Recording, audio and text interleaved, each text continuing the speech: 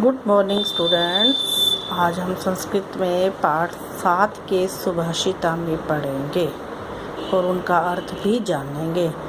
सुभाषित का अर्थ है सु का मतलब है अच्छा और भाषित का अर्थ है विचार या वाक्य, अच्छे विचार या अच्छे वाक्य जिससे हमें कुछ शिक्षा मिलती है। पहला है अभिवादनशीलस्य नित्यं वृद्धोपसेविनः चत्वारि तस्य वर्धन्ते आयुर्विद्या यशोबलम। अभिवादनशील से नमस्कार करने वाले स्वभाव की, कि जिस व्यक्ति का स्वभाव दूसरों को नमस्कार करना है। नित्यम वृद्धोपसेविनः, और जो नित्य बुजुर्गों की सेवा करता है उसकी आयु, विद्या, यश और बल, ये 4 चीज़ें बढ़ती हैं। नमस्कार करने वाले स्वभाव की और नित्य वृद्धों की सेवा करने वाले की आयु, विद्या, यश और बल, ये 4 चीज़ें बढ़ती हैं। आयु मतलब उसकी आयु लंबी होती है, विद्या उसे विद्या आती है, यश उसका संसार में यश बढ़ता है और बलम उसमें बल आता है। विद्या ददाति विनयम विनयात याति पात्रताम पात्रत्वादम धनम आपनोति धनात् धर्मम ततः सुखम।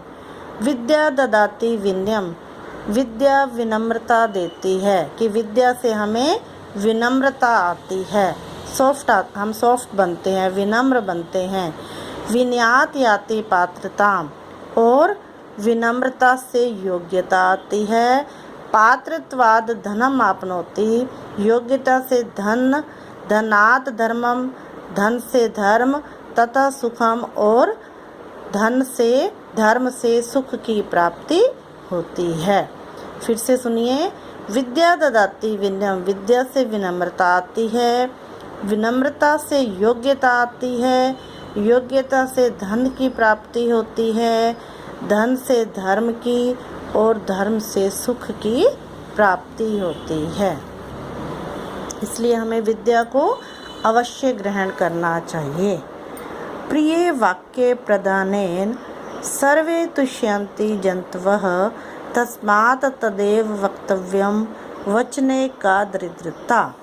प्रिय वाक्य प्रदानेन, प्रिय वाक्य बोलने से सभी प्राणी संतुष्ट हो जाते हैं। संतुष्यन्ति में संतुष्ट हो जाते हैं, जंतवः प्राणी, सर्वे सभी।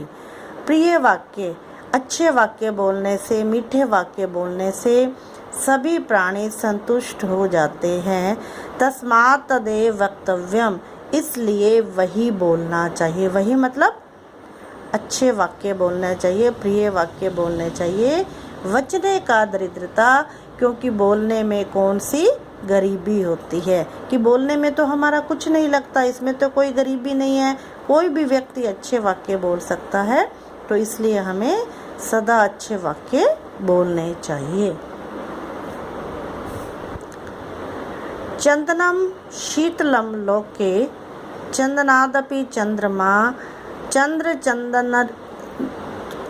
चंदनर्यो मध्ये शीतला साधु संगति। संसार में चंदन को सबसे शीतल माना गया है, सबसे ठंडा माना गया है। हम जैसे अपने मस्तक पर चंद्रमा का तिलक भी लगाते हैं, वो इसीलिए लगाते हैं कि चंदन शीतल होता है। तो संसार में चंदन को शीतल माना गया है। चंदना अपि चंद्रमा, लेकिन चंद्रमा को चंदन से भी शीतल होता है। चंदनर्यो मध्य शीतला साधु संगति, अच्छे मित्रों का साथ। साधु संगति मतलब अच्छे मित्रों का साथ चंदन और चंद्रमा दोनों की तुलना में अधिक शीतलता देने वाला होता है। कि चंदन भी शीतल होता है, चंद्रमा उससे भी शीतल होता है, लेकिन अच्छे व्यक्तियों की जो संगति है वो चंदन और चंद्रमा की तुलना में अधिक शीतल होती है, अधिक शीतलता देने वाली होती है। हंसः श्वेतः बकः श्वेतः को भेद बक हंस्यो नीरिशीर विवेके तु हंसो हंसः बको बकः। हंस श्वेत, हंस एक पक्षी होता है पानी में तैरने वाला, जिसको हम स्वयं बोलते हैं कि हंस सफ़ेद रंग का होता है। बका श्वेतः, बगुला भी सफ़ेद होता है। ये दोनों ही पक्षी जल पक्षी हैं। को भेद बक हंस्यो, इन दोनों में क्या भेद है? बगुले और हंस में क्या भेद है? दोनों ही सफ़ेद रंग के होते हैं, देखने में एक जैसे लगते हैं। नीर शीर विवेके तु, लेकिन जब पानी और दूध अलग करने की बात होती है, जब न्याय या विवेक की बात होती है, तो तब पता चलता है कि हंस कौन सा है और बगुला कौन सा है। क्योंकि हंस के अंदर एक विशेषता होती है कि जब दूध और पानी मिला के उसके आगे रखा जाता है तो वो दूध को पी लेता है और पानी को छोड़ देता है। तो हंस को जो है उसके विवेक, ज्ञान और बुद्धि के लिए माना जाता है। तो हंस में यही विशेषता होती है कि अच्छे और बुरे का ज्ञान। अयम निज परो वेति गन्ना लघु चेतसाम उदार चरिता नाम तु वसुधैव कुटुंबकम। यह अयम निज, निज मीन्स मेरा, अपना, यह अपना है। परो वेति, यह उसका है।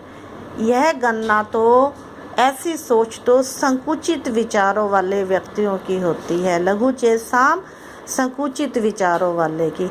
उदार चरिता नाम तु वसुधैव कुटुंबकम, लेकिन जिन व्यक्तियों का विशाल हृदय होता है उनके लिए तो ये पूरी पृथ्वी ही एक परिवार जैसी होती है।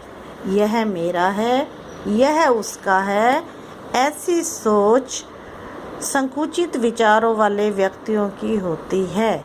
विशाल हृदय वाले लोगों के लिए तो पूरी पृथ्वी ही एक परिवार जैसी होती है। आई होप बेटा आपको ये समझ आ गए होंगे। अब आप भी अपने आप इसको पढ़ेंगे और इसका अर्थ समझने का प्रयास करेंगे।